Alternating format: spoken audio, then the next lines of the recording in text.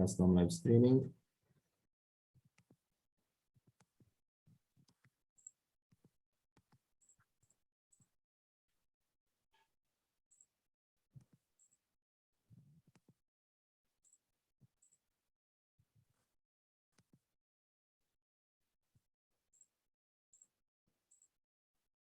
Okay. So, good morning and good afternoon, everyone, from everywhere you are connecting from. My name is Luca Motti. Today I will be the moderator for today's pitch session, a part of SPE YP Congress event. This is the pitch for the Ideathon. I remember you that this is the first time SPE organized such kind of event. The focus is sustainability.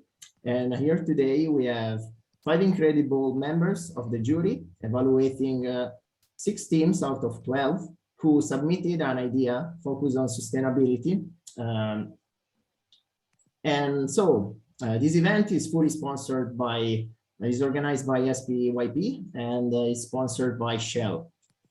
So let's start with the introduction of our jury. Today we have here with us Alison Isherwood. Alison Isherwood is the Net Zero Chair of the London SPE section. She has worked in the oil and gas as a reservoir engineer and technical leader for 20+ years and recently joined Causeway GT, that is a geothermal startup, as their chief subsurface engineer. Alison recently completed the University of Cambridge postgraduate certificate program in sustainable business. So thank you, Alison, to be one of us today. We have also here Sira Corbetta. Sira is a solution-focused executive with international experience in developing and executing sustainability strategies, focused at supporting responsible and effective business delivery while building shared value through innovative solutions. Sira's career includes a blend of experience in strategy consulting, sustainability, government affairs, public policy, social impact, and inclusive stakeholder engagement strategies. Sira has a great passion for creating and implementing integrated impact strategies that connect us to a common purpose, unlock opportunities, and bring new powerful insight. Sira is the co-founder and managing partner of Okeanos. So welcome, Sira.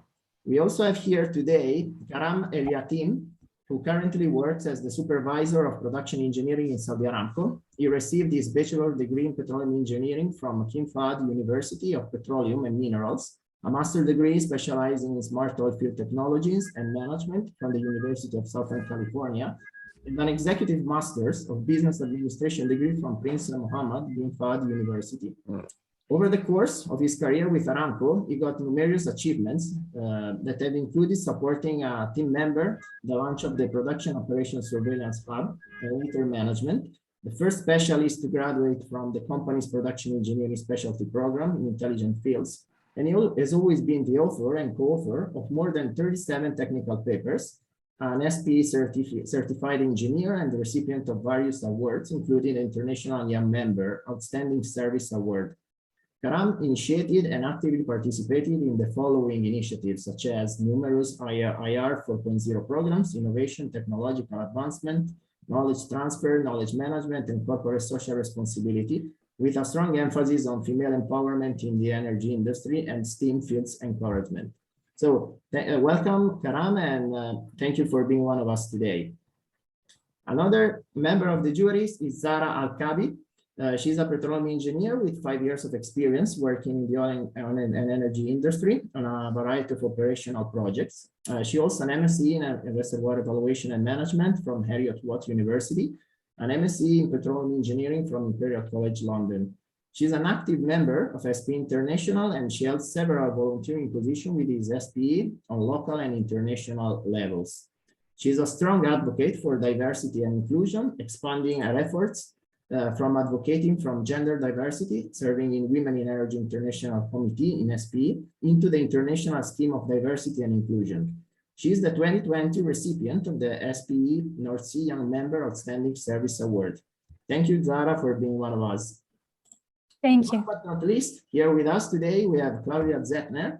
She's a professor in the practice with the Rice Centers for Engineering Leadership. She's developing a project management class that she will teach beginning January 2022 as part of a new professional master program. Prior to joining Rice University, Claudia spent nearly 20 years with ExxonMobil and has a deep and varied experience across the upstream sector. Claudia holds a PhD in mechanical engineering from Georgia Institute of Technology, and obviously she's a member of SPE. So thank you very much for all our members of the jury to be here today. And thank you very much to all of you team members who took part to this great initiative. What are the rules of today? Today, as I said, it's the pitch session of the Ideathon, and each team will have 5 minutes during which a representative will present their idea.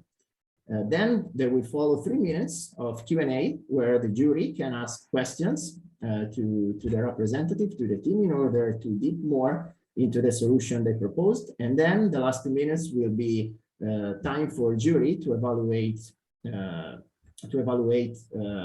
each team.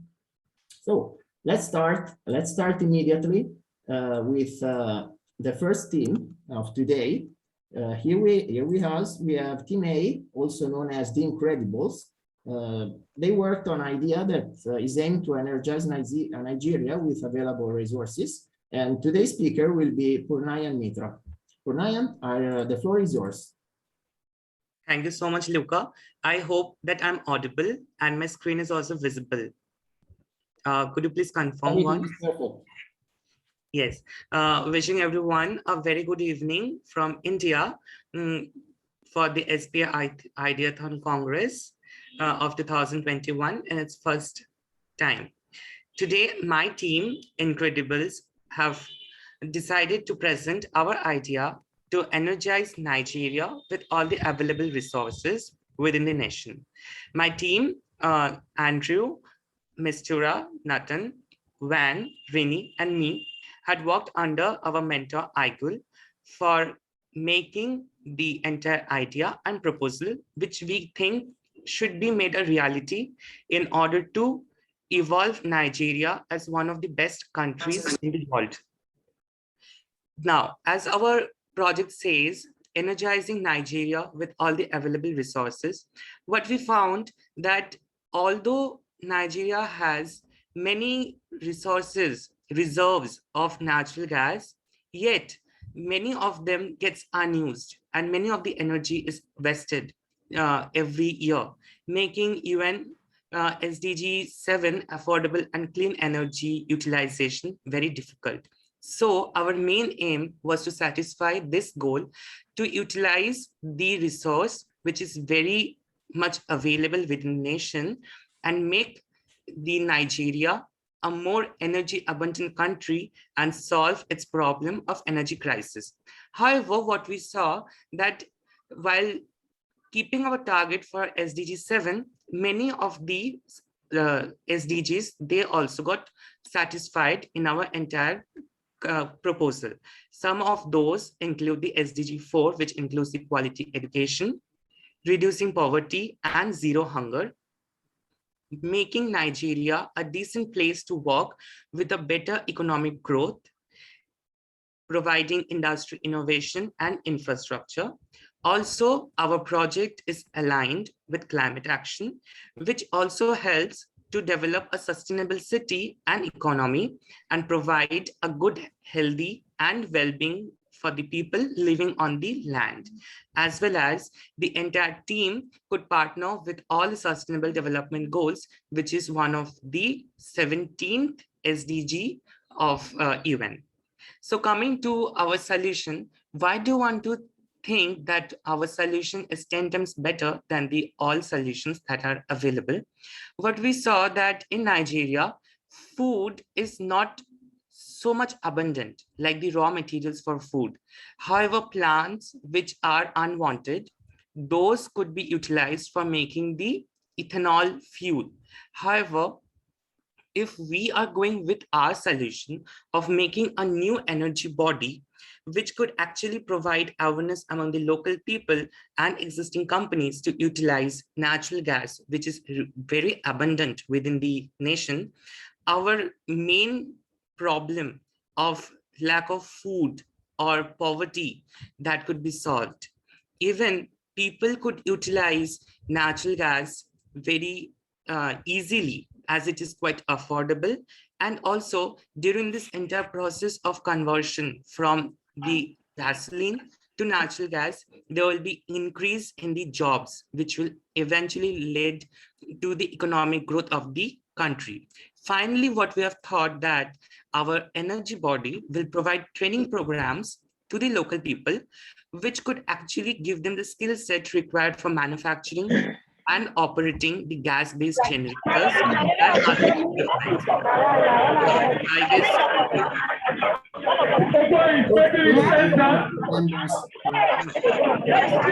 like there is someone who is using the mic. I fix it. Don't worry. Yes. So with that, our SDG 7 is actually providing affordable, reliable, and sustainable energy. If we think of the word sustainable, what I remember when I was in school or college, I had read that sustainable is something keeping for the future as well as utilizing for the present. So as we have seen that Nigeria is having so many resources of natural gas.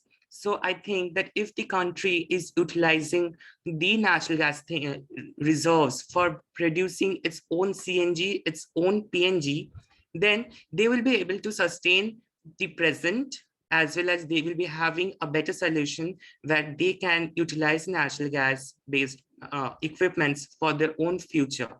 So in order to be a success, what we have seen that our project cost around $32,59,200.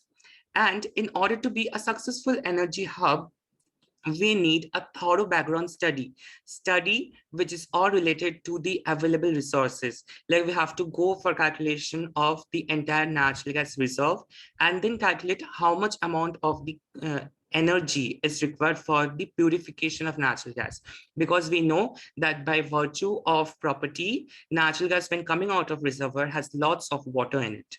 Then we have to collaborate with existing companies so that the existing companies will start working with their own equipment in order to process the natural gas and make natural gas viable and suitable for domestic as well as commercial utilization. Then there will be investment and construction of automobile shop and gas stations so that the common vehicles which run on gasoline, those can be converted to the CNG based vehicles. And in order to promote more and more, there could be import of equipment.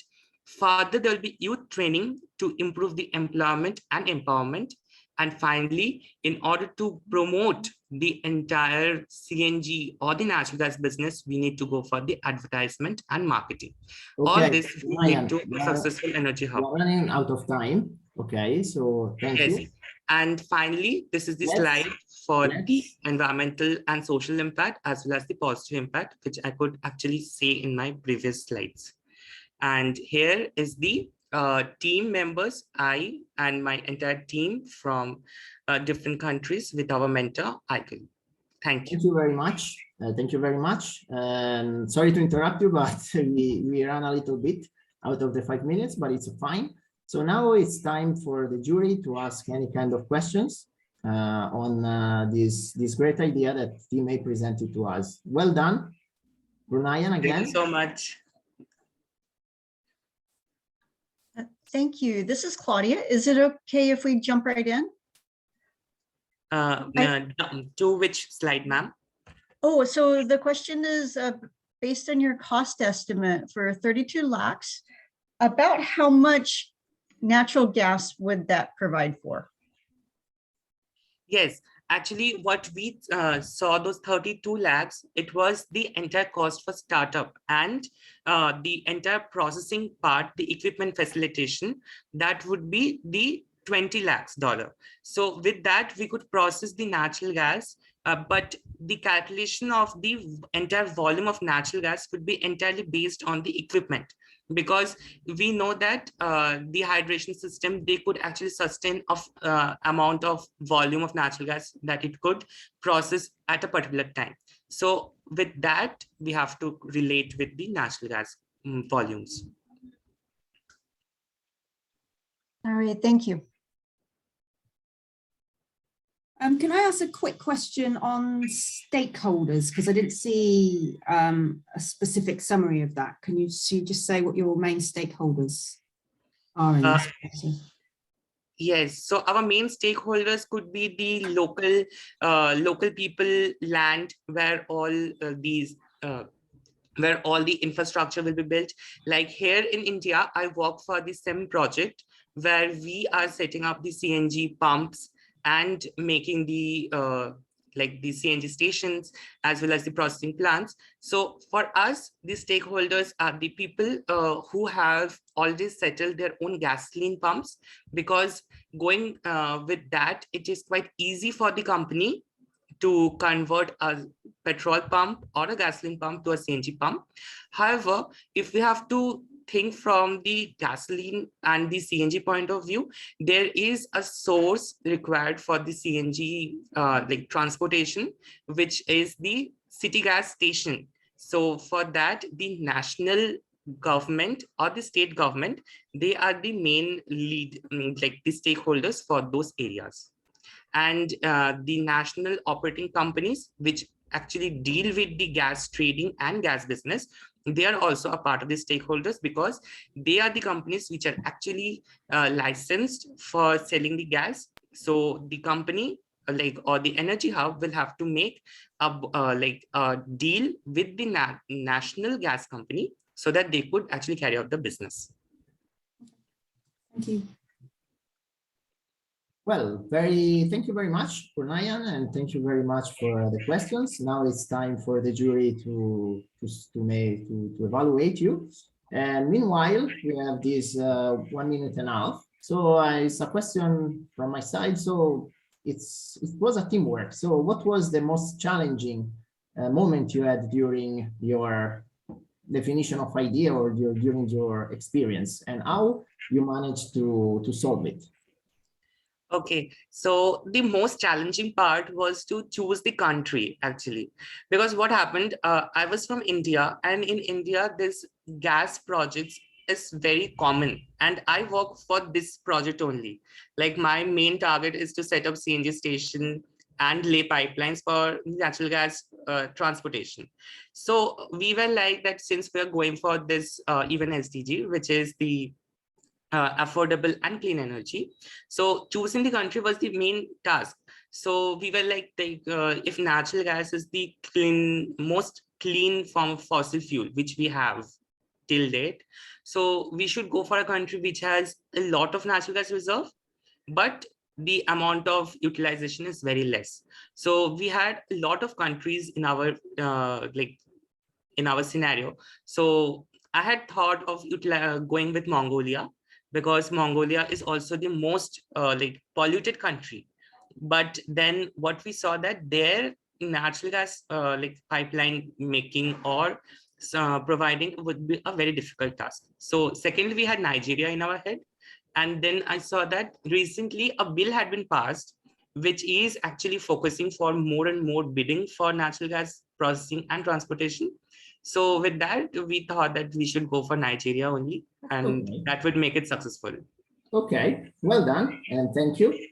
Now, okay, you can. Now I will introduce the second team of today making a speech. Is Team B, Energy Scorchers, and they work on an idea to implement artificial intelligence to mitigate deforestation. And today, the presenters will be Parag Borania and Trayesh Chief. Sorry if I didn't pronounce your name in the proper way. If I didn't, just say, please introduce yourself. Thank you very much. Am I audible, Luca? Am I audible? Yes. Okay, perfect. Trey, you can share your screen. Okay.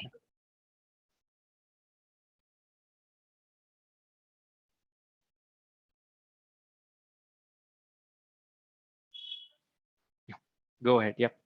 You are muted.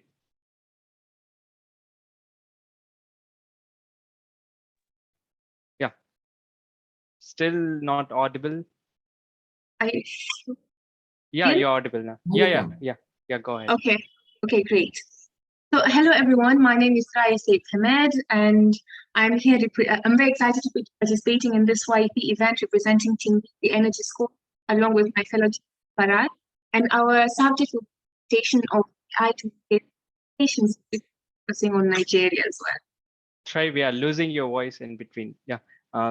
So coming toward the first point, that is wandering issues, we have to, put our eyes on the issues that are existing in the country. So as you can see on the right side, we have presented a demo in which it is showing the amount of deforestation that is happening from 1975, and it's a major problem that is in Nigeria. So you can see by deforestation, we have different problems like rapid soil degradation, air pollution, soil pollution, water pollution, and eventually it is impacting the people's life there. So as you can see, the fact which is showing the highest amount of deforestation, that is 96% happening in Nigeria.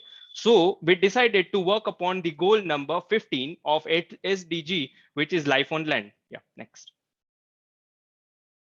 So regarding the benefits of the project that we actually envisioned, firstly, we have lowered CO2 emissions. We also have conservation of native tree species in the area and enhanced living and work spaces, creation of new job opportunities, propagation of existing environmental policies, utilization and of data, prevention of soil erosion and desertification.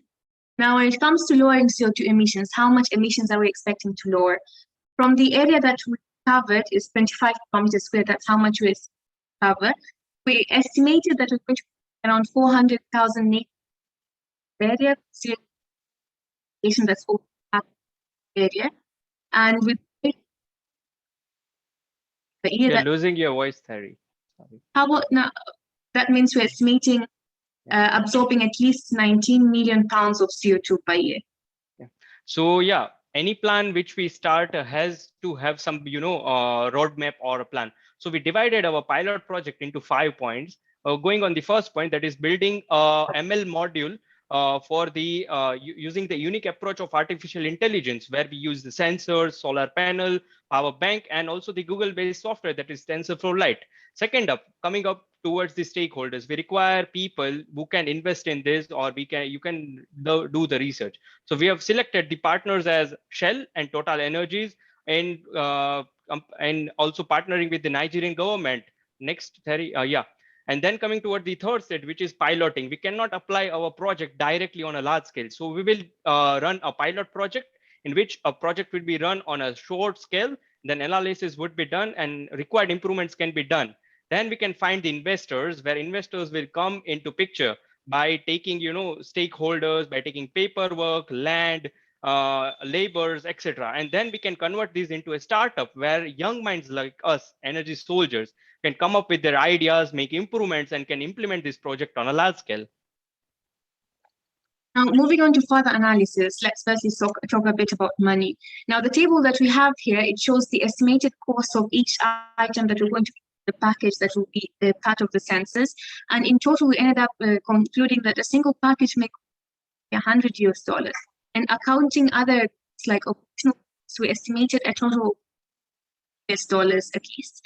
And how is this project related to energy? So firstly, this project will improve energy like solar systems, the solar panels that we'll be installing in the package. And secondly, it will enhance the environment surrounding the giant energy companies that are mostly operating around the country. And just like any other, has several challenges and suggested some solutions. The first one is low, especially those jobs that are cutting for timber or for firewood. And to solve this issue, the job opportunities that are going to be created from this project. And secondly, access dependent on firewood. And to solve this, luckily, the Nigerian government with the policies and expect an 18% of accessibility energy sources specifically by 2030. So yeah, we as a team took this project as it is a very challenging task, to mitigate this deforestation. It is the highlight topic. So we, people from different background, contributed on a whole. And I would like to give a shout out to our mentor, Ms. Farida, for continuously guiding us. And we hope that this project based on the startup can be implemented on a large scale in future and can come up with a better solutions. Thank you guys. Thank you so much, ICE SPE committee, for giving us this wonderful chance. Thanks a lot. Thank you to you. And it was very nice to hear about your project, and you made it on time. So well done. So now it's time for questions. Please, jury, be free to ask any question about the project. Hi, so this is Zara. If you may go back to the previous slide, please. Which slide? Yes, yeah, this one. When you were mentioning something about 18% increase in alternate cooking resources. Yeah. Can you elaborate a bit more about how is that related? Okay, so the problem in Nigeria, because for example, this solution, it will involve cutting down on deforestation, yeah? But then when you look at the statistics, most of the cut down trees, it's for firewood, which the locals use for cooking and everything. Now, if you're going to stop them from cutting down trees, they need an alternative energy source. According to the statistics you found on IE8, that the Nigerian government is trying to promote energy sources like natural gas to local, so that they will cut down on biomass for energy and be much more reliant on natural gas. So they're expecting that this will help at least 18% of the have more access to energy. Brilliant. Is that... Thank you. Yeah, that's very clear. Thank you. Thanks. Can I ask a quick question on that? So I understand that. That's great. What I'm struggling with a little bit is how your AI project is stopping deforestation. Is it a monitoring project? How? Maybe make sure that's really clear in our minds. Can I go ahead? We'll go back. Yes, go back to the slide. Yeah, can I go with this, Tari? Yeah, go ahead. Sure. So how we have implemented this AI is using the sensors. We have in our startup, we have sensors, we have power bank, we have solar panel. We are using these three simple components and a workflow from Google, that is TensorFlow Lite, which works on artificial intelligence and some codes from machine learning. And we have not yet applied it, but it is on a startup base. And we can set up this whole one as an item on the whole area that we have mentioned previously. And then what these sensors will do when the deforestation will be done, or there are some activities, or there are some interventions, then that will be reported, or that will be monitored by the team. And further, it can, we can apply the solutions on it. So it is like an alarm system, we can say, which can, give us an idea immediately. And with respect to that deforestation on a when we can go on a large time scale, we can improve the amount of deforestation. Yeah. That is what the modality is. Yeah. Okay, so you're monitoring the deforestation. Yeah. It's not stopping people cutting down trees, but it's monitoring how many trees are being cut down. Okay, thank you. Thanks a lot. Yeah. Thank you very much. So, quick question from my side. What was the funniest moment during your experience while thinking about the idea and defining, its boundaries and its contents? Harry, you are muted. You're not audible. I am not. Yeah, you say specifically funniest moment. Yes, something that you remember because it was funny, and it says, okay, this is one really nice thing that happened while working with my team. Okay, Parag, any moment that comes to your head that's funny? Yeah, I can go ahead. The most funniest moment was people are from different time zones. So to get connected at a single time was really challenging for us and really funny. If we are keeping a message on a WhatsApp, we have to, wait for centuries to get replies. So it was a main challenging task, but still we come up on a single stage. Many times it worked on a funny way when discussing about like what are you sleeping or what are you doing actually, how you are managing it along with your job that you are doing. So yeah, funniest moments were there when we were in meeting, and actually we come up with a good solution together. Yeah, thanks. It's nice because you in the end, instead of saying we're going to meet at this time, before the meeting, you're like, okay, guys, in 15 minutes we're meeting. Okay, yeah, but you did well because you made a great presentation. So thank you very much. Thanks, Luke. Thank you. Thanks, Luca. Thanks, everyone. Yeah. You're welcome. Now it's time for Team C. They are called the BEs, that stands for Business, Energy, Environment, Sustainability. And Raja Ramanathan, the representative, the speaker, will present us the red blanket project that they will be working on. So I give you the floor. Thank you so much, Luca. Can everyone hear me? We can. Okay. Good morning, afternoon, and evening, judges and my fellow colleagues. My name is Raja, and I want to open your eyes to an overlooked issue that has been in the news only lately. We are the bees, and we are turning our antennas to a problem called methane. The methane gas forms a blanket around the earth and can trap 80 times more heat than carbon dioxide, making it a more dangerous issue on the short term. There is hope though, because fixing methane emissions is the easiest, fastest, and most practical way to solve the climate problem.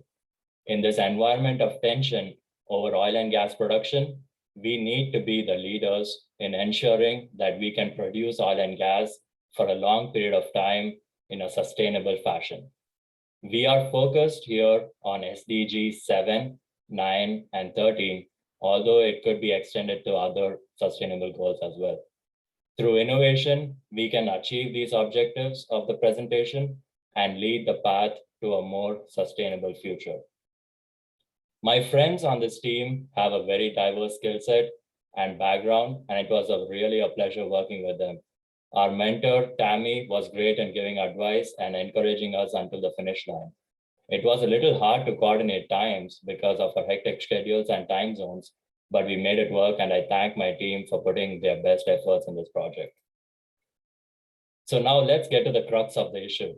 At COP26, we learned that methane gas is going to be a big priority. We also know that it is the lowest hanging fruit to solve the climate problem.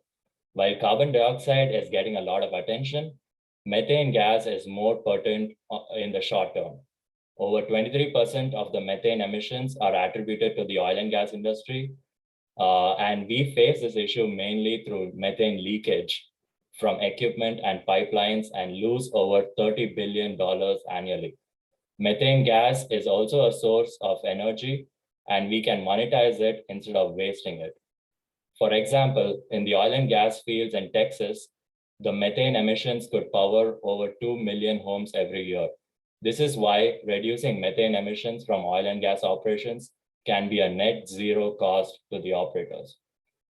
The challenge with solving methane problem is actually very easy.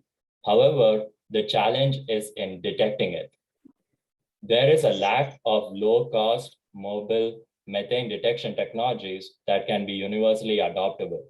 The current systems have a high initial capital cost of over $100,000 per well site.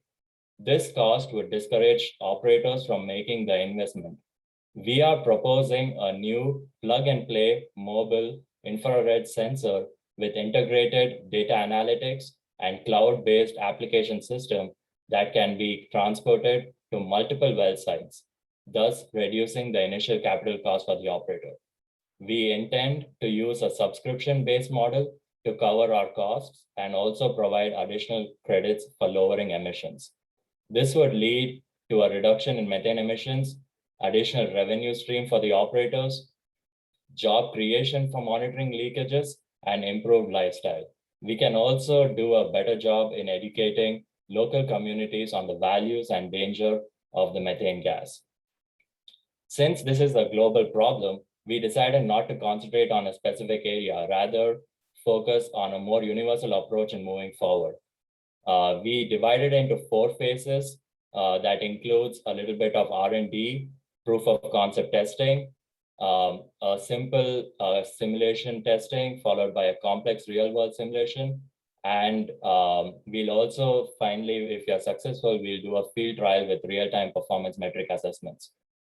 Our investment strategy is very simple and effective. We want to commercialize this technology as soon as possible and market it. We will focus on manufacturing and jobs to create the best team.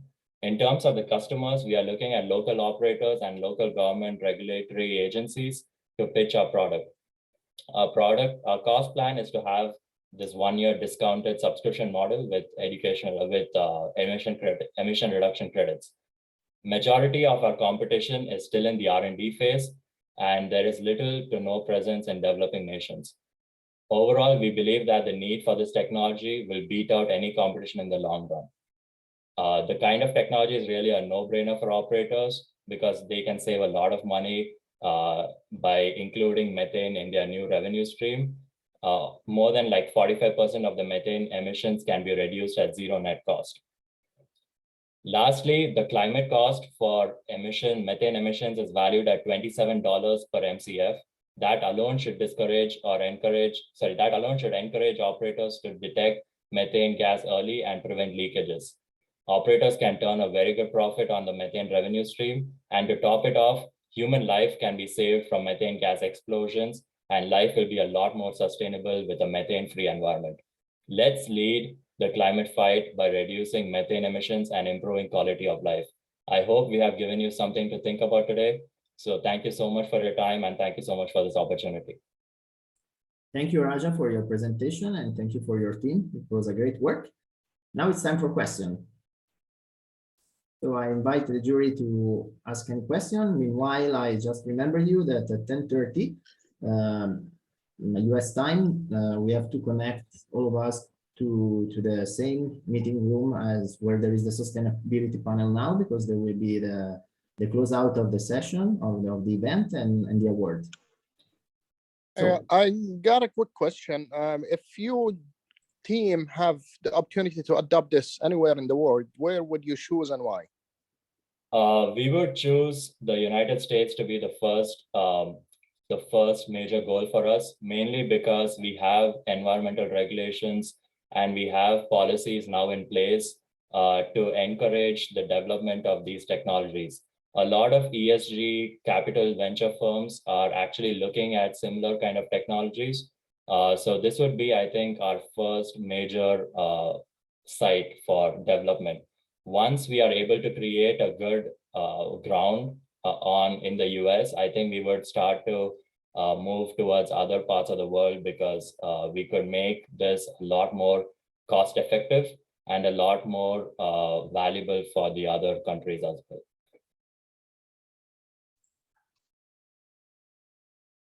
Thank you for your presentation.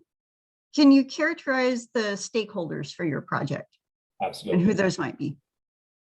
It's going to be mainly the capital venture firms which are focused on ESG. So there are a lot of talks in the US, especially over the defunding of oil and gas operations, but also in investing more into ESG-based technologies. This is where I think we could form a transition zone, and we could form the bridge between oil and gas and the ESG, and we could really connect both of those sectors together. So I think ESG capital venture firms would be our target.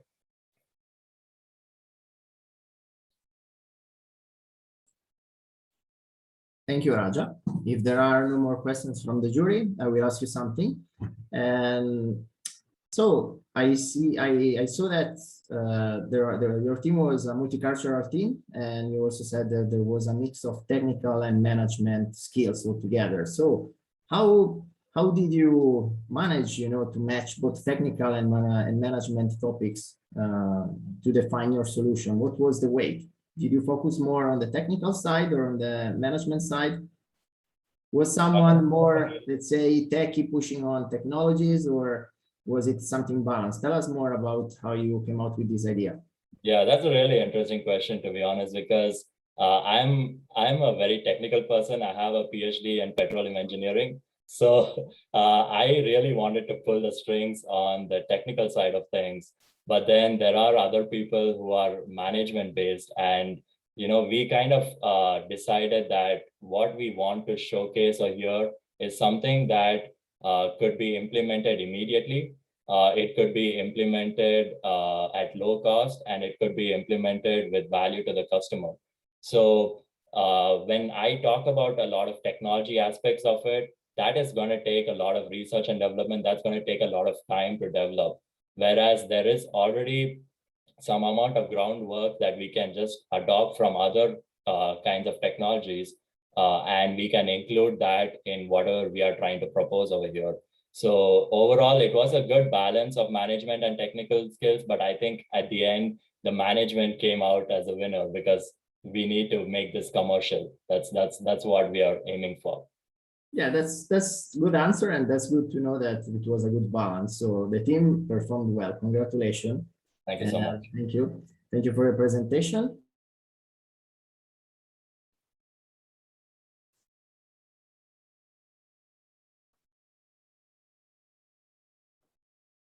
Now we move to Team E. Team E about blockchain and artificial intelligence framework for decarbonization. And the speaker will be Clemens Kapter-Boyer. Hello, everyone, and good evening, good morning. I'm going to present our Team D, which is the dream team, and we present a new blockchain AI framework for decarbonization, tracking of all operations in Africa. So the team itself is really quite diverse. We come really from almost all over the globe with really various experiences as well as backgrounds, both in mechatronics, data analytics, software engineering, and petroleum engineering. And with a great mentor, Graham Dallas, that really, as I said, guided us within this project. Now, what is the project about and what do we really try to address? The COVID pandemic has really outlines that infrastructure is key. And this is really what we've seen also now in terms of the energy crisis, is that it's not so much a challenge of something like supply and providing that, but it's really having the infrastructure in place in order to provide, as I said, energy resources. The other thing that we also have seen in the past few years is that it's not only about infrastructure, physical infrastructure, it's also about digital infrastructure. And this is a key aspect that really promotes and supports all the other sustainable development goals. If you want to provide more education to individuals, you need digital infrastructure. You need to have, as I said, Zoom meetings and the like. If you want to help individuals to transport crops from one place to another, you also need that. You need physical infrastructure, railroads. So the oil and gas industry itself, and also how we, in order to engage with our communities, has really a lot of room for development.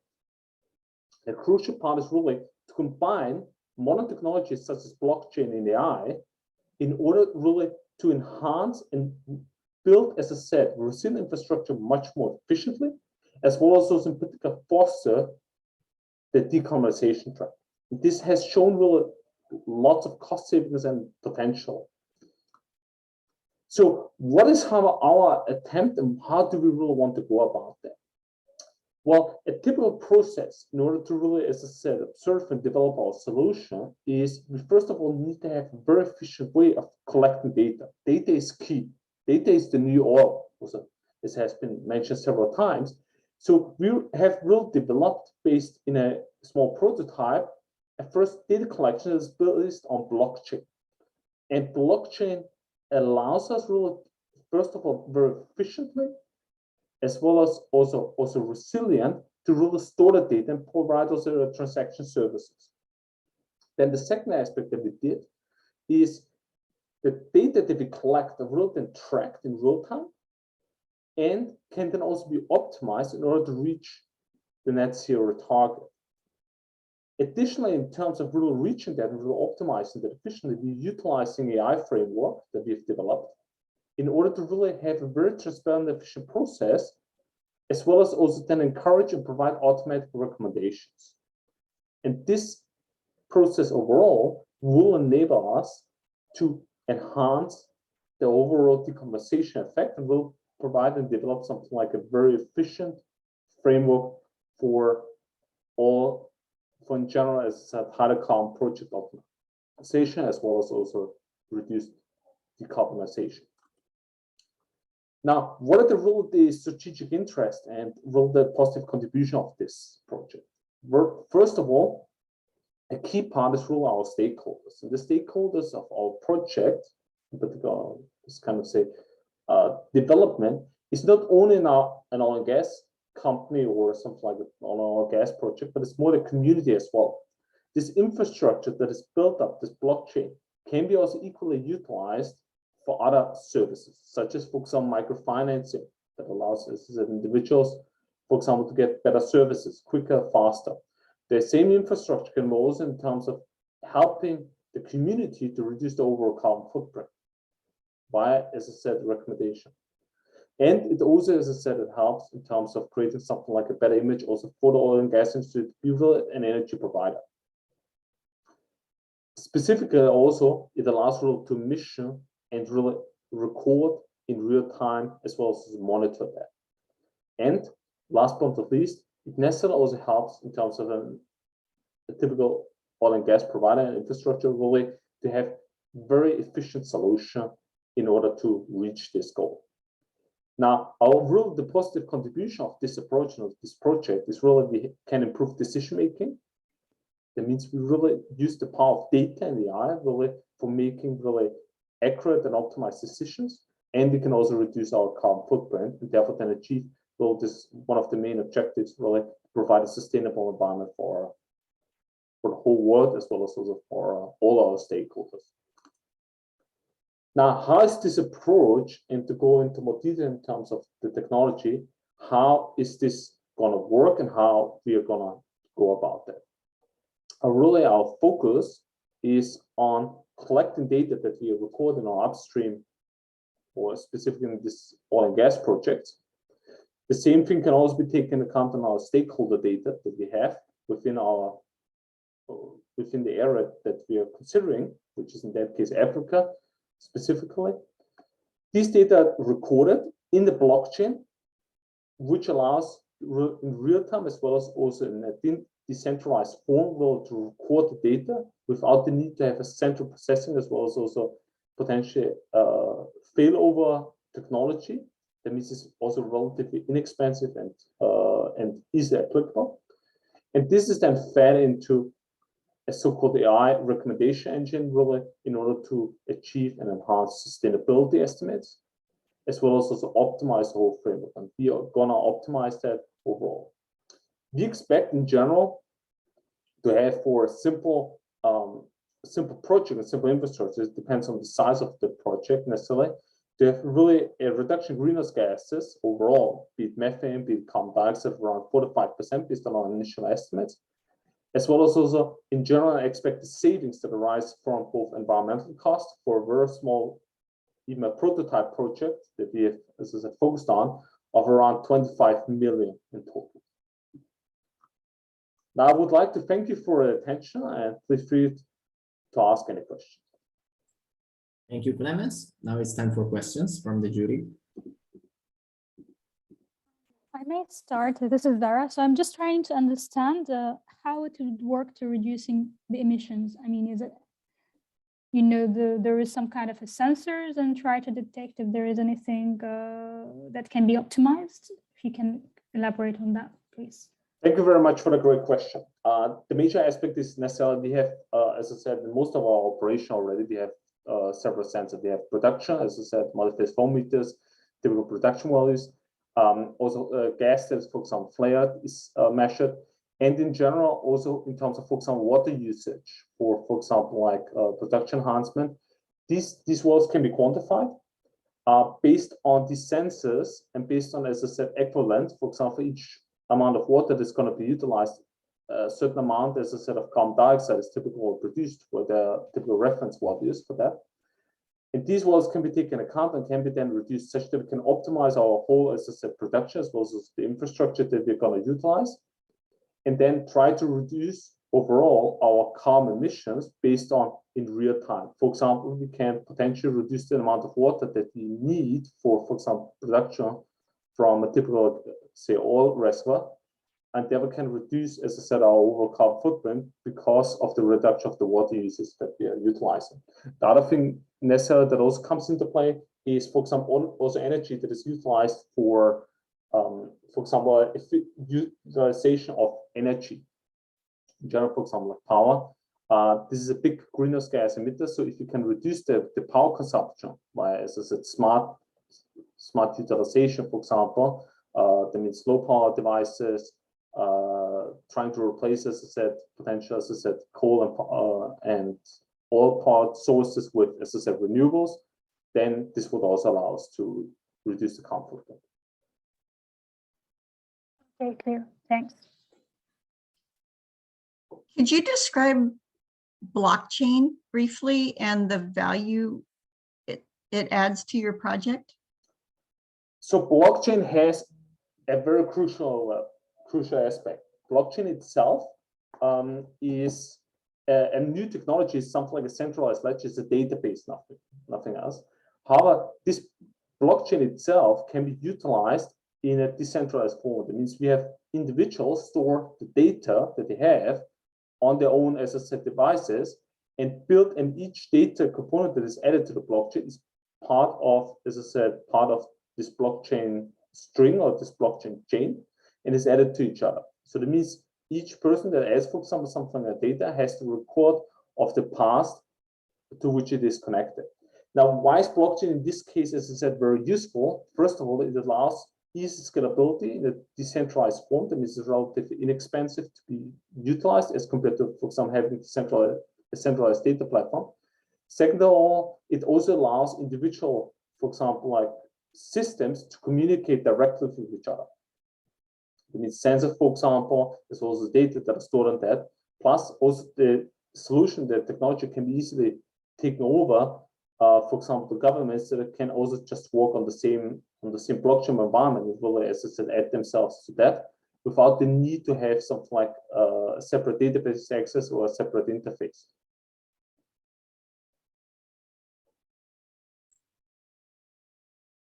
Okay, thank you, Clemens. Just a quick question also for you. Just share with us how was, your team working approach. Did you identify, was there a leader? Will you work all together as without any leader? Just share with us how were the dynamics between among your team members. So this is a great question. The first thing that we immediately did, we established a WhatsApp group such that we have really a communication, a means of communication, really a group where we can also share our experience. And we had one colleague that took over, specifically some admin, that means just the communication with the team of you, with the SPE team. But we have immediately on a centralized, as I said, we shared the presentation. We had something like a shared folder where each of us has worked together on the presentation, brought in the expertise. And then we had 3 times this week a Skype session or video conference where we just went through a solution, discussed several points of that in order then to optimize our presentation, refine it as well, and also bring in the developments that we have already done. So we have done already a small prototype implementation of this framework, which is very straightforward to be done in Python, as well as I said, they're freely available, as I said, packages already, and then evaluated this on a small test instance, which can be then relatively deployed also in a real life setting with a little bit of upscaling and a little bit, as I said, of engineering. So this was very essential for us to work together on this and we'll collaborate intensively as a team. And this is really how we worked about, and that worked really well for us. We'll have everyone in the loop and have really everyone engaged as well. Okay, thank you, Clemens, and thank you, Team D, for the great work and presentation you shared with us. Now we move to Team E. Team E decided to keep the name Team E, and they worked on a project aimed at reducing inequalities in Ghana. And today's speaker will be Obozu Bempo. Obozu, is your time to present. Thank you. I'll share my screen right away. Okay.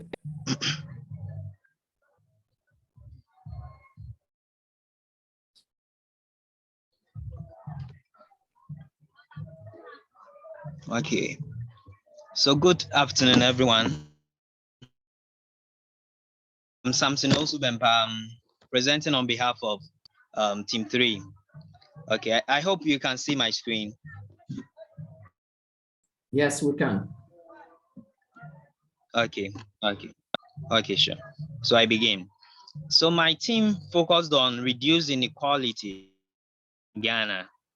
Reducing inequalities is usually a problem that's usually faced by inequalities, is a problem that's usually faced by most countries, most developing countries. And in our case, we took Ghana as our case study. So as the topic says, reduce inequalities in Ghana, partnership with Ghana Federation of Disability Organizations, which is GFD, and below you can names of my team members. So moving to the next slide and continue. Yes, so we are focusing, as we said, we are focusing on UN SDG 7, SDG 10, which is reduce inequalities. So inequalities cut across sex, ethnicity, disability, class, religion, and more as described by the United Nations. And in the world, there are billion people who have disabilities of diverse kinds. And also, there are high, as I said earlier on, levels of inequalities in developing countries, since these people usually do not realize the potential of this group of people. Therefore, need for us to tackle them. So all of these people, as we said, need self-development opportunities in order to ensure that they have quality life and also quality life for their generations. So disability falls into different categories. So we have those who are intellectually disabled. We also have those who are unintellectually disabled, in the sense that some have the capacities able to learn to function as normal human beings, especially those who are physically handicapped. And there are also the others who are having mental issues like and the rest. As for those people, there are different cases in which we help them, but we are focusing more on those who have the intellectual abilities in these projects. So you realize that there are actually two strategies or two clear ways which we will use in order to realize this. Though in Ghana, there are some solutions that are being implemented but are not sustainable. Imagine a person with a disability, a physically handicapped person, and he or she says he needs a fridge. Meanwhile, the person doesn't have a job, a sustainable job to live on. But these people get what they want, with regards to, let's say, the person requests for a fridge, the person gets fridge. Meanwhile, the person wouldn't be able to sustainable life with that fridge. Therefore, the need for sustainable or strategic clear pathways in order to enhance the livelihood of these people. So our first point is to research to get statistical data on persons with disability. Therefore, we will collaborate with Ghana Federation of Disability Organizations in order to carry this out, since they have different groups of different categories of persons with disabilities in the country, though they do not have the entire data of persons with disability in the country, even those who are being born. Therefore, we a nationwide data collation on persons with disabilities, and also work with the hospitals in order that we'll be our data from time to time. This data will be categorized and analyzed in order that you'll be able to address the needs of different groups of persons with disabilities. So that's the first point. So the second point is to establish a vibrant NGO with strategic partnership after the realization of the data collation and analyzing the data in order to know what to do for each of the teams. Therefore, with the, after that, we design a strategic project implementation plan and also build a strategic network of partnerships for successful project. Since there are other agencies, especially those in the Western world, who are more advanced with regards to issues related to persons with disability. Afterwards, we establish an NGO with different divisions in order to target the different groups. So the strategic partnership will be very much relevant in giving us requisite skills, especially, in giving us the requisite skills. And besides that, through some of these partnerships, you'll be also getting some capital, since some of these people are donors. Let me swipe this over. Okay. So you are running through the combination of point 1 and 2. You're running out of time. I give you 30 seconds more. Just try to be succinct. finish now. Okay. So through the vibrant and strategic non-governmental organization, we'll be able to then develop the livelihood of these people in order that their generations will continue to live better lives.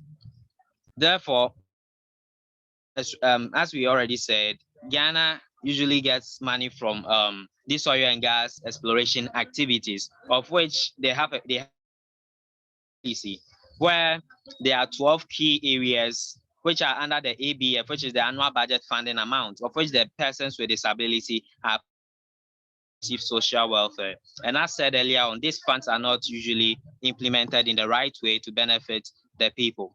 Therefore, that's the strategic.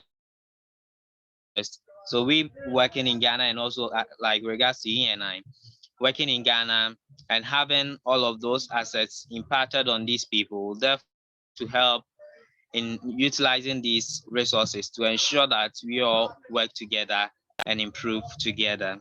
So the realization of, as we all said, will realize the positive contribution of enhancing the livelihood of PWDs in the shortest possible time, and also enhance their generational livelihoods as well. So the benefits, every money that will be spent on these projects will be used in improving the inequalities, reducing the inequality, disability inequality in Ghana. And also that the project, the 5 million USD wouldn't also be the only source of income. In order to keep it sustainable, part of due to their annual budget, you'll be also having some funds in there to be able to keep the program moving for years. So with the expertise, we have that expertise because I'm from a disability background and also working with a disability organization, and have friends in Ghana with disability, and have equipped myself with relevant experiences to enable us go through this. So as it lined up here, we partner with GFD, we collect the data, we categorize and analyze the data. After that, that will enable us to design a strategic project implementation plan, and afterwards establish a strategic network of partnerships locally or internationally, and afterwards the establishment of an NGO with subdivisions focusing on categorized national PWDs data will be used, and afterwards the startup will be in position, or we set the ball rolling in order to enhance everything we do in there. So now is my team. We have Arushi and also the rest. Yes. So basically, that's also afterwards we all realized that the problem will be solved. Persons with disability wouldn't only have to go and buy and get a fridge, but will be trained and will be having sustainable jobs, enhance their livelihoods, and also those after them, their kids, their generations, in order to also improve upon the economy of Ghana, and not to always give the money for them to only eat, but for them to develop their lives, okay, and also benefit them. Yes, so basically that's that. Thank you. Thank you very much. Yeah, so I'm open for questions. Yeah.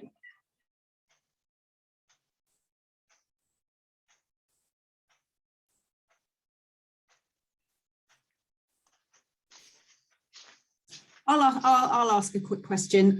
What do you see as the kind of, you've got some great stuff in here about strategically starting this work. Do you see some risks and barriers to implementing something like this, to making a difference with disabled people in Ghana? Hello, please come back again with your question. The line was breaking. Okay, yeah. Sorry. So yeah, there's some good strategic planning here, but I'm just wondering if you guys talk through some of the risks of actually implementing or executing a project like this in Ghana. Okay, thank you.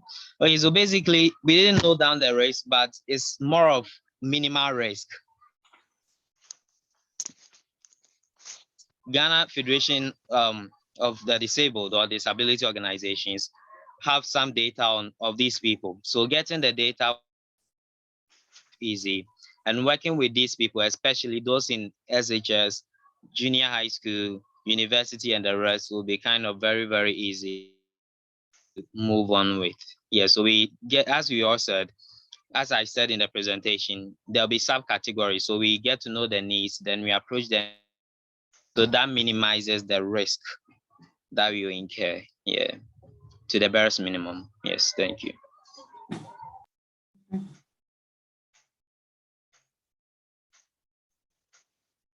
Okay, if there are no more questions, I have a little one for you. You said that you referred to your personal experience, people with disability, you know, so you came up with this idea. So it's very nice. And so I asked you this question also to you. How was the idea creation? You shared your experience. Did you find a common, let's say, a situation also among your team members in terms of experience and knowing people with disability and the need to solve this issue? Or was something that you proposed and all the team members agreed with and started to work on it? Hello. Can you hear me? Hello. Please come back again with a question. I'm not. Yes, I was asking if you said that you know Yes. someone with disability in Ghana and you refer to him or her. So this is very nice. My question was, was it something that was commonly shared among a problem that all the team members identified, or were the one providing an idea and then you discussed and work on that? How did the dynamic work for the idea creation?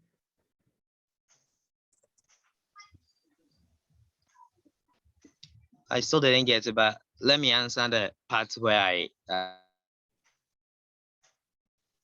heard, so that afterwards you address me if I couldn't get the like answer the other part. Yes. So yes, I know someone.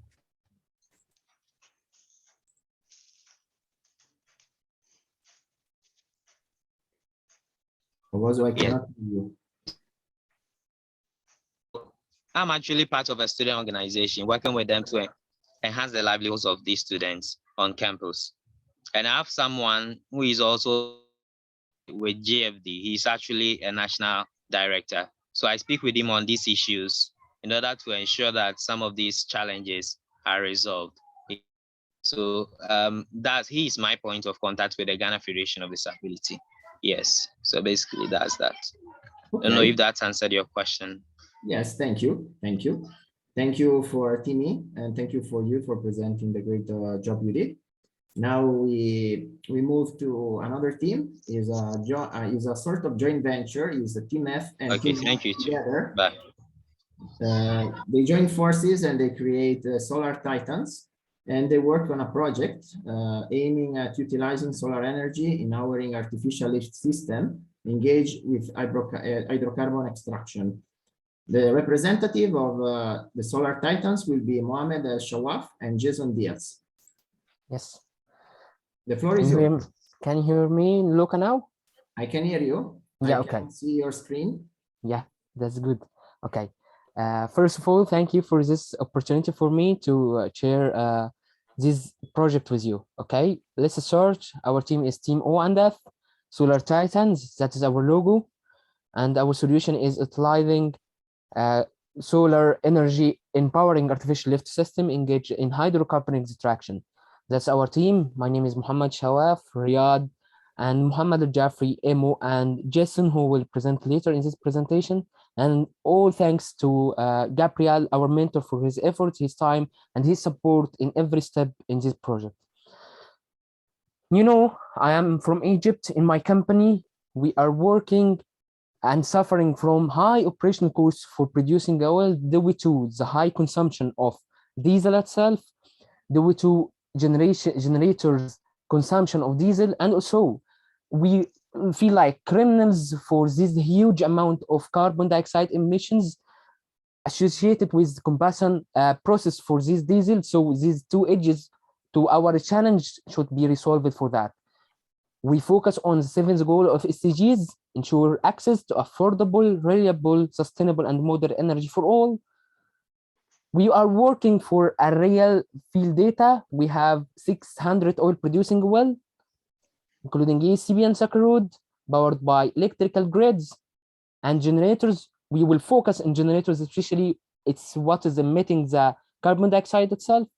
We have around 200 well of ECB and 150 well of Saccharode using different generator capacity, consuming around for ECB 1,160 diesel liter per day, and for Saccharode around 366 diesel liter per day.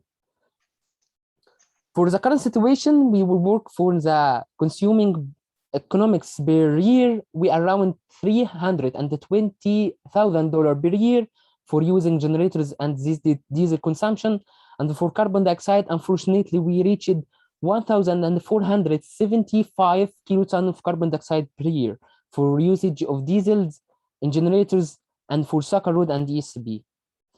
We will introduce a usage of solar power to generate energy required to power different artificial lift systems, including ECB, Saccharode, and different artificial lift methods, replacing the old systems using generators and go for solar powers. We have four advantages. We are leading the energy transition direction started from our service in the oil company by replacing the old fashion of generators by solar energy. Our project is very cost effective by reducing the emissions of carbon dioxide and also for using the diesel emissions and diesel consumption and also generator usage. Our solution have a very significant, as you know, significant impact on world carbon emissions, a climate change by reduction of carbon dioxide emissions. And we have a realistic data from a specific field. If we have a green light for that, we can immediately apply this project for the situation we have. Jason. Okay, the current situation and the plan that we have for this project is divided in 4 steps. So the $5 million that we have will be used to construct initially 13 individual well solar panels, 200 panels per well. This is just for the pilots. And the second stage of the project is in order to overcome the challenge that some days are not sunny or during the night times. So we have to consider the use of batteries and some generators as well. The third stage is after the 2 years, this economic project will be sustainable. And after the 2 years, the need of the generators will not be necessary. The final goals, as Mohamed mentioned, is to implement the project in the real world, in a real field in Egypt. Okay, our optimized solution will reduce by 75% the CO2 emissions. In Egypt, we have between 282 and 298 days of sunny days per year. This will reduce the carbon emissions between 355 kilotons and 88 kilotons of CO2 per year per well. And the reduce of the operational cost of producing 1 barrel of oil equivalent in the long term will be reduced by $1.02. The cost of the generators the first year will be higher. As you can see in the graph, sorry, on the generation from the solar panels is higher in the first year, as you can see in the graph. But after the second year, the solution is going to be lower and it's going to be more economically viable compared with the diesel generators. Okay, that is my turn. We have worked from different backgrounds. Our project is based only to reduce the carbon emissions in our field, started from our firm. So this project is a pilot step to be applied worldwide in thousands of wells. It is easy to apply, it is easy to go, and have very, very visible plan. And it will be a good start to reach zero carbon emissions by 2050 in Egypt and all over the world. And we hope to participate by this project at COP27 in Egypt, inshallah. That is the time, that is the references, and that's the time for questions and answers. Thank you very much, guys. It was very nice to hear your presentation. Great job. Now it's time for a question from the jury. Okay. So thank you for the presentation. For me, I will have a question because now you're suggesting to use instead of the diesel generators to switch right away to solar. My question is, did you try to think of a potential on alternatives for you to reduce the amount of CO2 from existing diesel generators? For example, switching it into a more cleaner energy apart from before you reach to the solar system option. Yes. And my second question just about that is, when you're using now currently, you're trying to use a solar to replace the generators. But was there any assessment for the feasibility of doing that? Do you have the space? Do you have how much cost that will implement? Was that already been assessed in the proposal? Yes. Okay. Thank you, Zahra, for your good two questions. The first one, I will answer for you, especially the generators in my company as a specific data. We use gas turbines to generate electricity for something like, as I told you, electricity or electrical grids. But generators, it's about the remote areas and remote wells. So usage of generators is a must. And as you know, we use something like carbon filters or something like to reduce the carbon emissions, but still we have carbon emissions. And I will continue the answering of question number one with the answering with question number two for the stability plan. Already we are working on onshore. It's onshore field application. I'm not going for offshore till now, especially I'm not studying offshore, so I'm working onshore. So we have a huge areas around the wells itself, so we can work on that around the well. As you know, we have something like surface facilities, so we can install that. And I have calculated this by getting a brochure about the solar cells panel, and we have around 300 square feet around the wellbore to have this solar panel to be installed. And for feasibility, we have calculated the cost as in the slide numbers. I can come with this. We have calculated the cost for the solar panel itself. If we use and replace the generators at the beginning, you see that the capex for the solar cells, it's huge, more than generator, especially it's around $400,000 for installation of solar panels for each well. But after that, the generator cost, it is increasing due to the consumption of diesel itself. But the solar energy have low maintenance cost and also don't need diesel to be put on it to be worked. Only the sun and will be worked. I hope to answer this question for you. Thank you. Yes, thanks.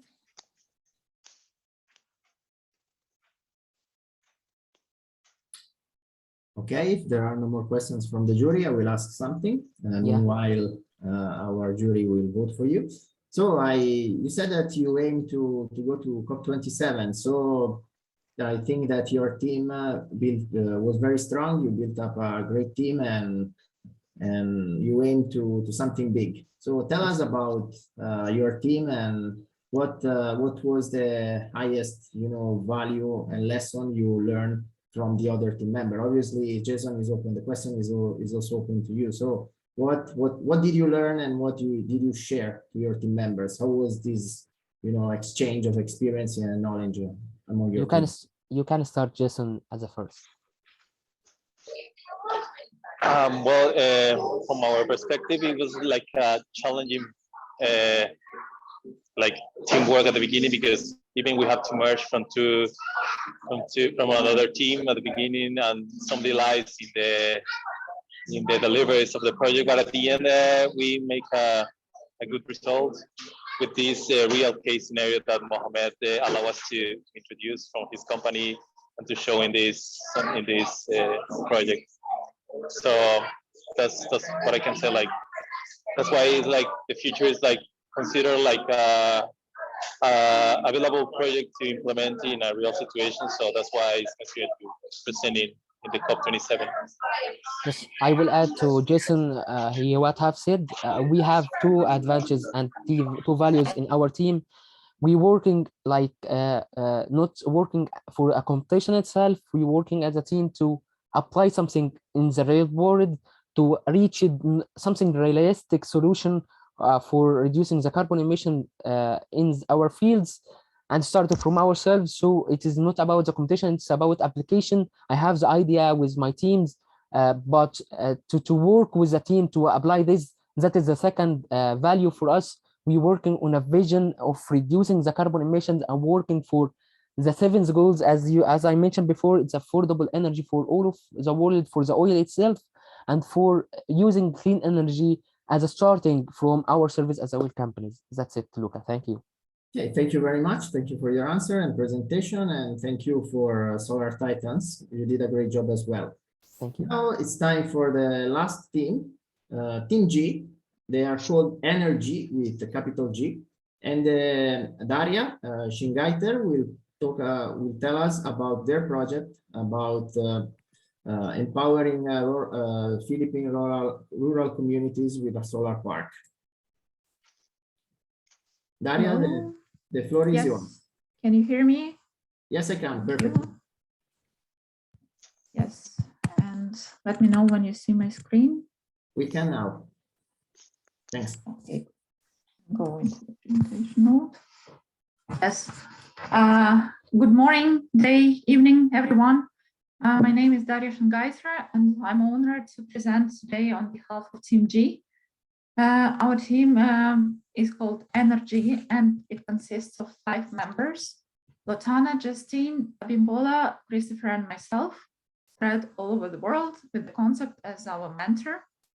The inspiration for the project idea came from Justine, our local insider in Philippines. And thanks to the collective effort from the team, we could manage to put together this project proposal, which is strategic investment in solar park to empower rural communities. The backbone for the project is a comprehensive study carried out by the Department of Energy of Philippines in collaboration with USAID and National Renewable Energy Laboratory. So the goal of the study was to outline the competitive renewable energy zone over the main Philippine islands in order to facilitate the development and scale the renewable energy generation on Philippines. And also, of course, to attract the investors and provide sustainable, secure, reliable and affordable energy for the local communities. So what are these zones? They basically outline 25 zones which have a better connection to the infrastructure and which have the capacity for the solar and also actually the wind energy. What we are proposing is to target the SDG number 7, affordable and clean energy. And by tackling this goal, we hit 7 more accompanying SDG goals. So what is the state of things and the main pain in Philippines, and why solar energy? First of all, the electricity, the majority of electricity in Philippines today are generated by diesel generators, which are running on the dated diesel and oil. 16 million individuals are currently off the grid, so they don't have power in their homes and schools. By converting and moving away from the diesel generators or integrating with diesel generators, we can realize the savings of up to $200 million per year, not to mention the reducing the carbon footprint. So Philippines are currently launching the programs towards switching to the renewable energy. And hence, how are we going to contribute to this journey?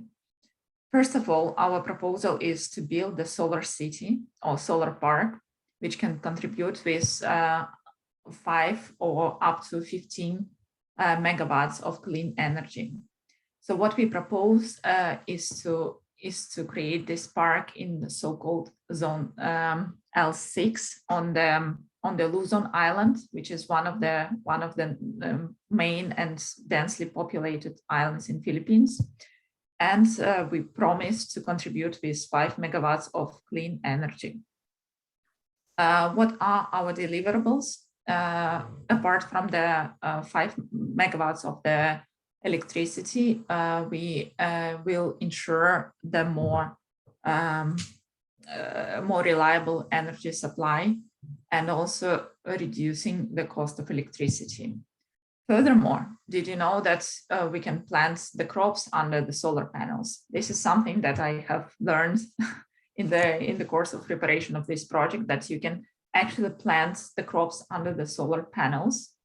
And by doing this, we utilize the grounds and the fertile areas of the island. Furthermore, what we will do is we will employ the female workforce so that they can increase the prosperity of their families. And building the solar park can also open the opportunities for the local tourism and creating the recreational areas. As mentioned, up to 16 million individuals are living off the electricity grids as of today. And that includes up to 6,000 schools in Philippines.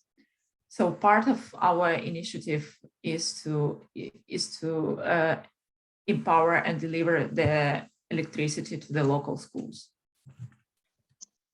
The main aspects of our business strategy is the partnership, phase development, and double play.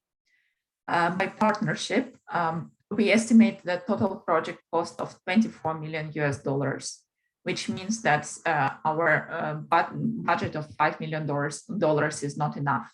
Hence, we will require partnership with the government and some other companies creating the joint venture. Hence, we need to, this way we will minimize our exposure to the risks, and hence we will need to collaborate with a lot of stakeholders, because it's a big industry project, and the stakeholders would include the government, the local communities, landowners, and different energy agencies, and as well as the local companies and partners. There are around 700 power companies in Philippines to choose from, and we will seek the partners from them. We estimate that our project is an economically viable project, generating net income of 6 cents per megawatt per kilowatt of energy. And when we say that we will go for a phase development, that means that considering our initial budget of 5 million, we can only contribute with this 5 megawatts. But if we continue and expand, we can contribute with 10 more megawatts of clean energy. During the second phase of development, we are also looking into building the hydrogen stations. As we know, storing the solar energy is one of the main challenges. Hence, converting the solar energy into hydrogen is one of the options we are looking into. When we say that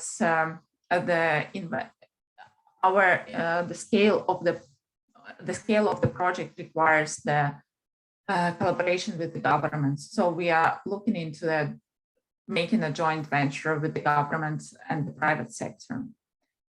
Another challenge of the implementation is the timeline. Making a plan and development of the solar city can take 2 to 3 years, but the main challenge is actually creating the infrastructure around the solar city, which can take up to 10 years. And that is one of the main challenges of this project. Furthermore, when we talk about the sustainability, that is this solar park is just the first step. We can grow it further, and we can also invest invest into the development of the infrastructure around the solar park, so that we can contribute to the development of the local areas. Okay, thank you. Daria, can you sum up? Go into your conclusions? Yes, the conclusion is that with a $5 million investment, we can create a feasible solar park project, which can contribute to the development of the rural areas in Philippines by also developing the agricultural sector. Okay, thank you very much. It was very insightful. Now it's time for questions from the jury. So be ready to answer.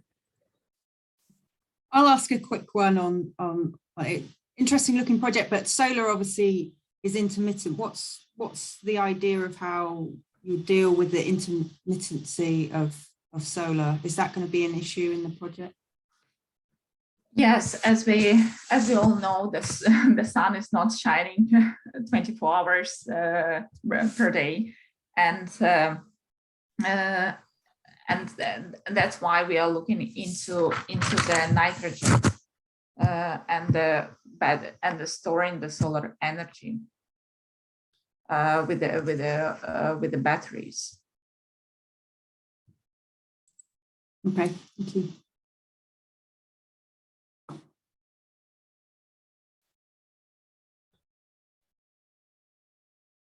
And also, I think it was mentioned before during the other group's presentation that moving away completely from the diesel generators, it's not a one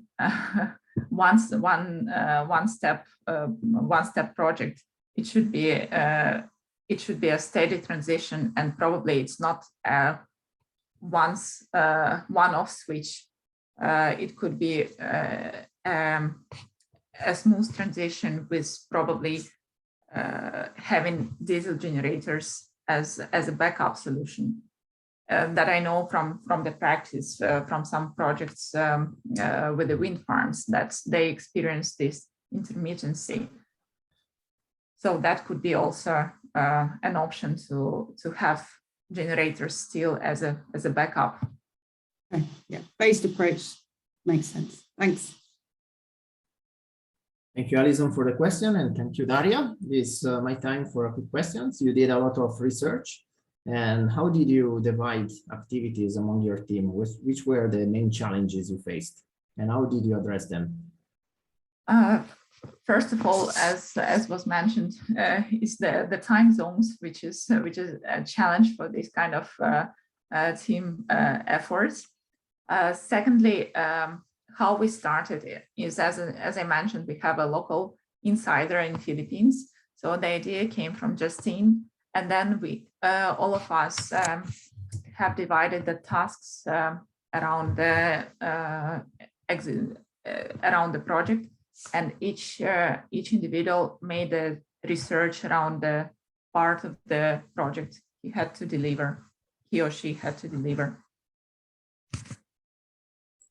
Okay, thank you very much. So then we could all learn from each other. That's good. Thank you very much, and thank you for Team G for this this great presentation and full of insights. Now we completed our pitch session. I remind you that at 10:30 Houston time to connect to the main room where there was the sustainability panel, because there will be the closeout of the YP Congress event and also the awards. So again, I want to thank every one of you for your great job. Each team did a great activity, a great presentation, a very insightful presentation, and I'm very thankful also to our jury, because they were here, they asked very interesting questions, and they took the responsibility to provide, to judge you. And thank you very much again for everyone. And I hope you enjoyed the pitch. I hope you are enjoying the YP Congress, and see you later. Bye. Thanks, Thank Luca. you. Thanks a lot. Bye. Thank you. Thank you. Great. Well done, everyone. Thank you. Bye, Luca. Bye. Thank you.